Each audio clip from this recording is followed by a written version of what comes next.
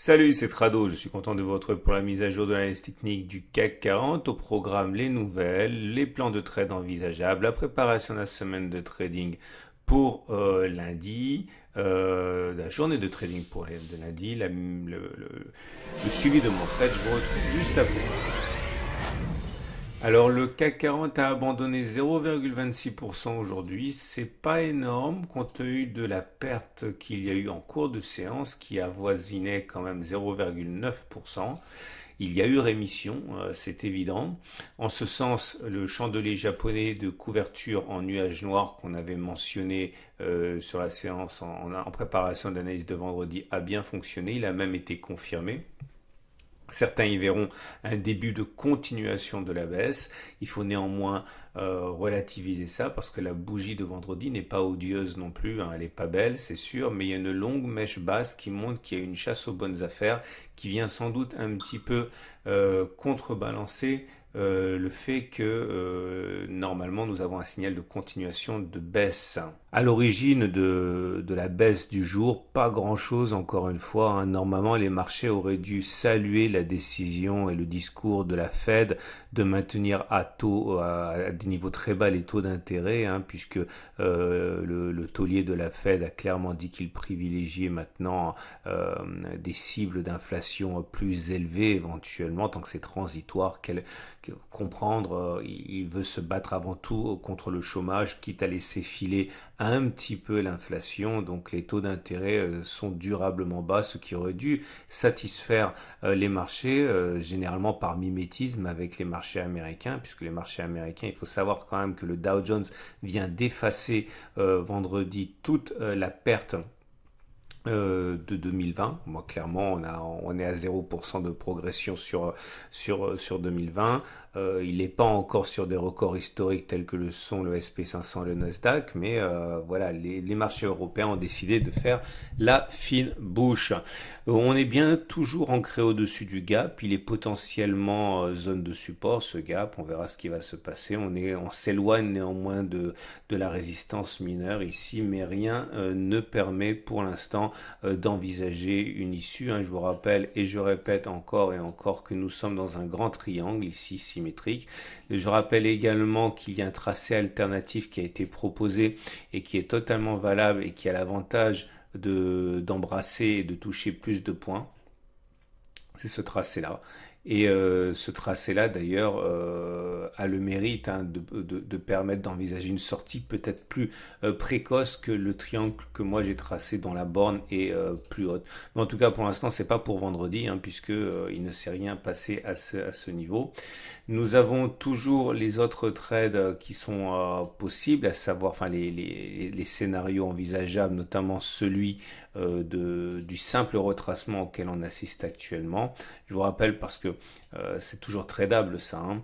Impulsion, correction, et puis ici il s'agit bien d'une correction, on envisage un retour sur le haut à 5095. Pour l'instant, rien ne permet d'écarter ce scénario, comme rien ne permet non plus d'écarter le scénario d'une nouvelle rotation qui irait chercher le haut du triangle symétrique au regard de la stratégie du refus de médiane ici, je vous rappelle, qui permet, puisqu'on a fait un refus de médiane en n'allant pas chercher la médiane de la fourchette, eh bien vous le savez, un retour sur les points sur la demi-droite 1,3 ici est tout à fait envisageable. Je suis obligé de revenir constamment sur ce que je dis parce qu'il n'y a rien de neuf qui apparaît. C'est vraiment une leçon de patience en tant que telle, hein, puisque voilà, si vous êtes débutant, vous devez savoir qu'il y a des moments où il ne faut absolument rien faire quand ce n'est pas clair. Je dis pas que on ne peut pas trader actuellement, d'ailleurs on peut le faire, mais si vous n'avez pas l'expérience pour débusquer des trades intéressants ou si vous n'avez pas les ratios gain-risque pour entamer des trades, il faut savoir aussi ne rien faire. Alors, les moyennes mobiles sont toujours inopérantes à mon avis dans ce contexte, hein. Regardez, je mets la moyenne mobile à 20, la moyenne mobile à 50, la moyenne mobile à 7, c'est toujours la même chose, hein. La tendance de fond donnée par la M50 est neutre, hein, la M50 est plate. La moyenne mobile à 20 périodes monte un petit peu, mais bon, c'est pas non plus très clair, hein. C'est pas la première fois qu'elle monte avant de s'aplatir à nouveau, hein. Ça fait depuis clairement juin, hein, que la M20 se cherche. Je considère qu'on est toujours en tendance générale neutre également. Et même la M7, hein, qui est censée être la plus réactive et qui est la plus réactive des moyennes mobiles et qui d'ailleurs et soutient les cours, ben, il tend à s'aplatir quand même. Donc voilà, on ne peut pas en tirer grand-chose.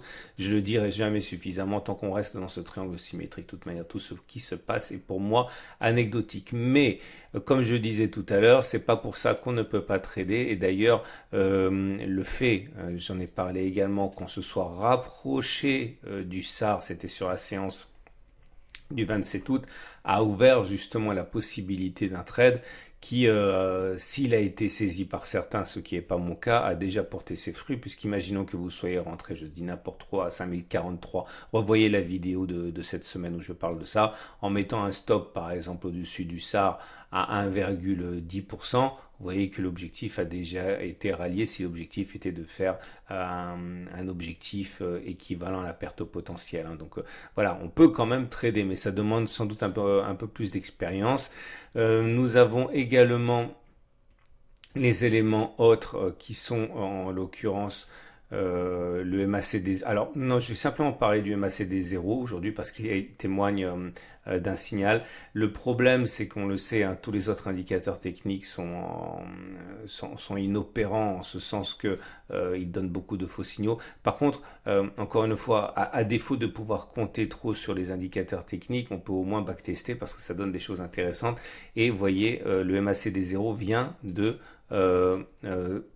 donner un signal de baisse en croisant son signal. Et je vous parlerai en fait d'un backtest qu'on va faire tout à l'heure qui peut être intéressant dans le contexte actuel. On passe à l'Ichimoku, et l'Ichimoku qui donne pas grand chose non plus, on le sait, hein, la tendance elle est neutre puisque ça croise, ça recroise, ça décroise, etc. Tout le nuage est à plat, la Tenkan est plate, la Kijun est plate, il n'y a pas de tendance. Par contre, c'est sans doute pour lundi que la confrontation, enfin espérons-le, mardi éventuellement, que la confrontation entre la lagging span et l'oblique pourrait avoir lieu. Je vous rappelle qu'il est probable que les traders Ichimoku tirent à vue sur la lagging span lorsqu'elle se rapprochera au contact donc de l'oblique. Ça risque de donner une accélération baissière. Par contre, si vous regardez et que le lendemain, eh bien, on se retrouve dans une situation où la lagging span est au-dessus de l'oblique, là par contre, ça pourrait donner le coup d'envoi d'une nouvelle impulsion vers la résistance mineure. Donc voilà, à suivre de très près. Je vous rappelle que la lagging span, c'est les cours reportés 26 périodes en arrière. Donc ça veut dire que pour que la confrontation ait lieu lundi, il faudrait que les cours aillent chercher les 5072. Et c'est à ce moment-là, hein, qu'il risque d'y avoir du mouvement. Ce qui m'amène donc au backtest du jour. Alors j'ai essayé de faire original, hein, rien ne vous empêche de faire original. J'ai regardé ce qui se passe lorsque le MACD 0 croise son signal à baisse par rapport à la Kijun. Okay, donc voilà le pari que j'ai fait. Alors attention, c'est un petit peu complexe, il faut bien quand même que je trouve de l'intérêt à faire des vidéos pour vous alors qu'il ne se passe rien sur les marchés, mais bon, encore une fois, hein, c'est pas parce que le CAC 40 est difficile à trader en ce moment, en ce sens qu'il n'a pas de tendance, que vous ne pouvez pas appliquer tout ce qu'on dit à d'autres marchés, hein. Donc voilà l'idée. Je regarde, je fais le pari dans ce backtest qui n'a aucune validité scientifique parce qu'il n'y a que 22 occurrences que j'ai relevées. Je fais le pari que lorsque le MACD 0 croise son signal, on va aller chercher la Kijun. Ok. Alors j'ai rajouté des conditions pour que ce soit plus intéressant. 1. Il faut bien sûr qu'au moment où la lagging span ou la MACD 0 croise son signal, on soit au-dessus de la Kijun. Si on est déjà en dessous de la Kijun, bah, c'est inopérant. Ok. Et je donne un cadre en ce sens qu'au moment où le signal se déclenche, il faut qu'on touche la Kijun avant que de toucher la distance qui sépare les cours de la Kijun dans l'autre sens. Clairement, actuellement, on est à 1,44% de la Kijun. Je fais le pari qu'on touchera cette Kijun avant d'aller chercher 1,44% au-dessus des cours. Donc clairement, je fais le pari qu'on ira chercher 4933 avant d'aller chercher 5075. Ok? Je vais faire quelques exemples avec vous pour que vous voyez comment ça fonctionne. C'est un backtest qui est intéressant. Il faut être un peu imaginatif pour trouver des backtests qui sont intéressants. Parfois, c'est payant. Voilà le premier signal. Ça a fonctionné. Vous voyez, le MACD0 a croisé son signal sur cette bougie ici. Et comme vous voyez, on est allé chercher la Kijun. Ça a fonctionné également ici. Vous voyez, le signal a été donné sur cette bougie. Et on est allé chercher la Kijun. Ça ne fonctionne pas à tous les coups, naturellement. Ça n'a pas fonctionné, je crois. Non, là, ça a fonctionné encore. Donc, ça fait troisième succès, quatrième succès, cinquième succès, sixième succès, un échec. On le regarde de plus près, cet échec. Effectivement, vous voyez, le signal a été donné sur cette bougie. Le MACD0 a croisé son signal sur cette bougie. OK, mais on est allé chercher... alors, attendez, je vais vous montrer... Voilà. L'idée, c'est que la Kijun, au moment du signal, elle était à 1,63%.